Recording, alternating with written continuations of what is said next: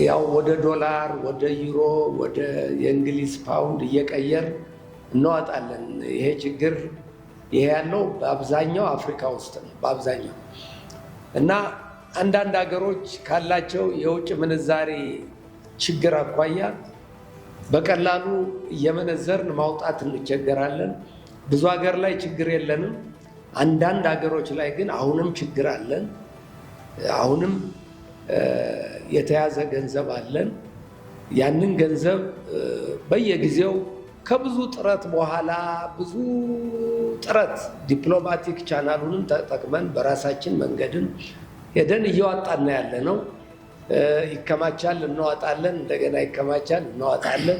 ይሄ ኦንጎይንግ ፕሮሴስ ነው።